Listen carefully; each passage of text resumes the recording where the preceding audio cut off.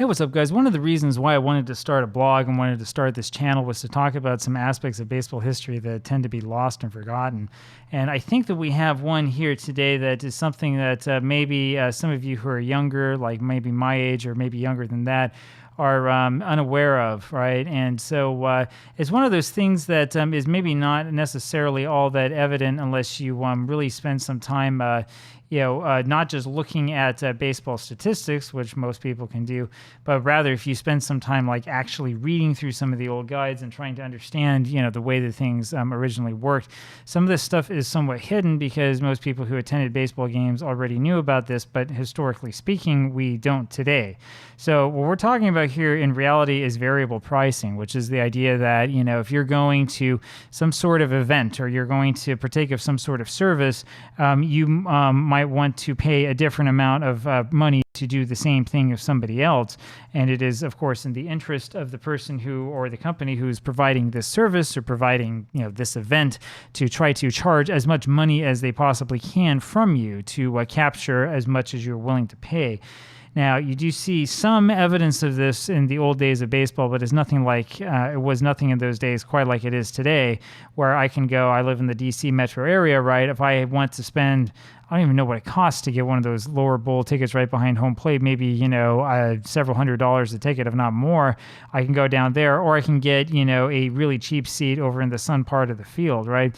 You can look at that and you would think that this is the way that it always was, but that's really not the case. If you understand how baseball ballparks developed, especially in the 19th century, you'll know that, for a long time, they would just charge you admission to go and basically be wherever you want. If you go back far enough, you'll see that people had their carriages right along the side of the park, and would watch the game from there.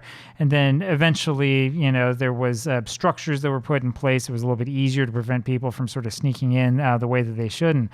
And that is reflected in the advertisements for these games. So if you looked at the advertisement at the thumbnail for today's game earlier on this morning, there's the screen view. You will have seen this, right? So we'll zoom out a little bit here. This is from the St. Louis Post-Dispatch, May 2nd, 1908.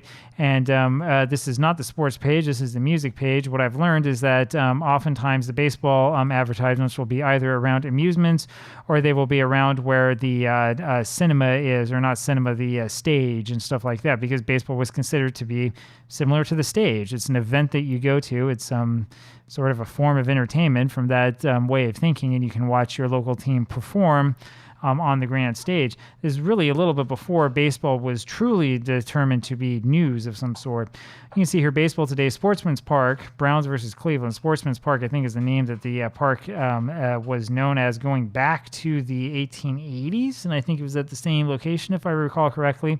Game starts at 3:30 o'clock, which I talked about earlier, and tickets at Stickney's, All Hotels, McTeague's, Foyce, Century Building, Nagel's, and so on and so forth. Of course, we're not going to be able to figure all of that out.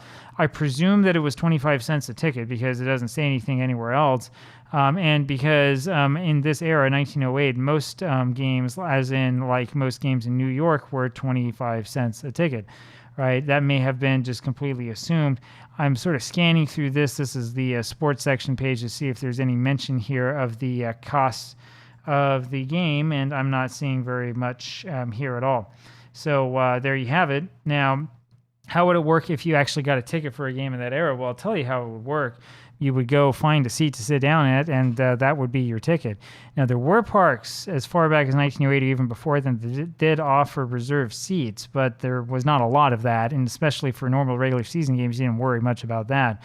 Reserved seats back then was a little bit tricky too, because you had to worry about counterfeit tickets. If you ever want some fun, read the accounts of the 1908 Cubs-Giants game at the Polo Grounds to make up for the Merkle-Boner game, and you'll read all about how that worked with bootleg tickets. Now, we're going to move up a little bit here to the other season that we care about, which is 1949.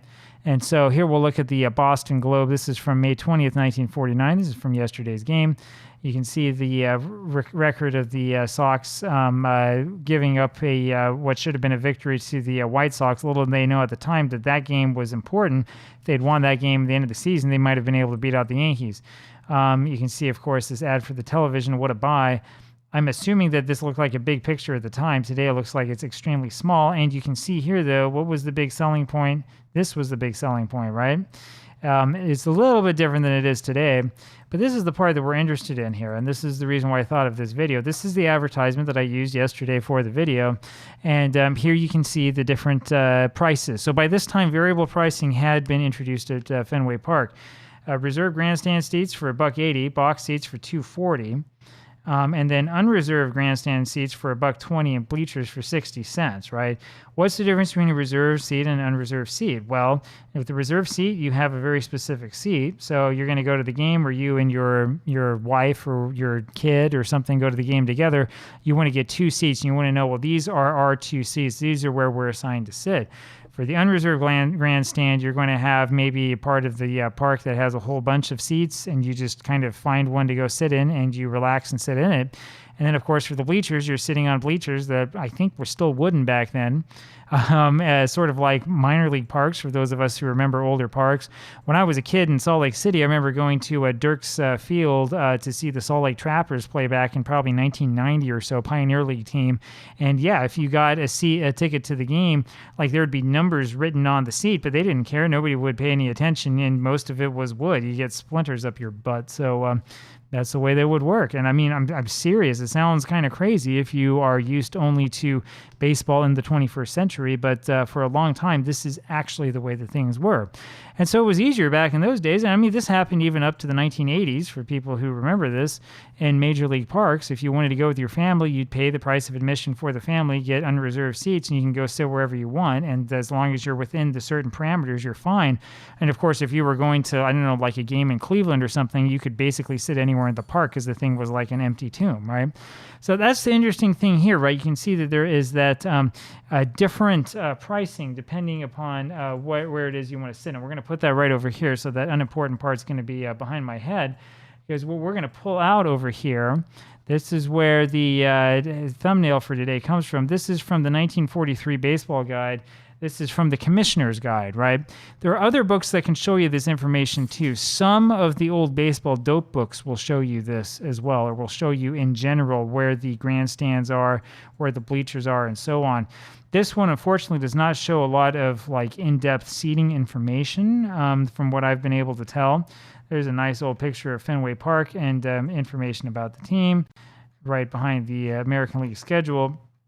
But you can see here in general your reserve box seats, right? We're going to pull this over a little bit. The reserve box seats were probably going to be located right around here, maybe stretching out a little bit here and there, I'm guessing. Your reserve grandstand is almost certainly going to be here. These parts here on the first and third base lines are going to probably be unreserved grandstand. Remember, it's Fenway Park, so there's no second deck. It's only a single deck ballpark. And then your bleacher seats, of course, are all the way out here. There's no seats on top of the monster back then.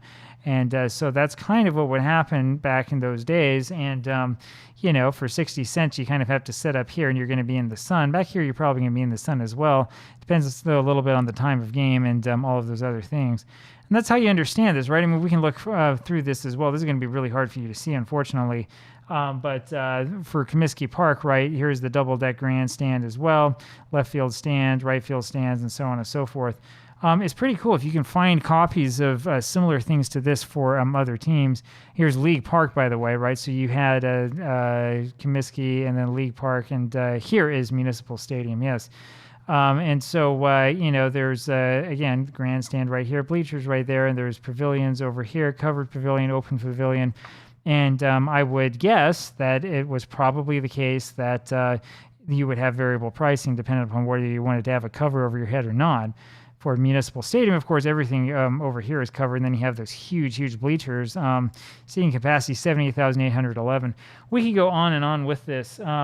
I'm telling you, though, that this is a part of the history of the game that a lot of people do not remember and are not aware of. But it's a very, very important part of the history of the game because this is how people watched the game of baseball, right? This is how people thought of the cheap seats and bleacher seats and stuff like that. This idea that, oh, teams have, you know, pricing down to science and all this stuff is mostly very, very modern idea. I mean, something that's happened since the 94 strike. And that's been a really big change in the culture of the sport and also in the sort of person that ends up becoming a baseball fan. No longer is it really the case. You get a bunch of, kind of blue collar guys who, might not understand all of your advanced statistics and all this stuff that well, who decide to watch the sport because it's the same thing to do. And it's the thing everybody's doing and talking about. And they're true blue Americans.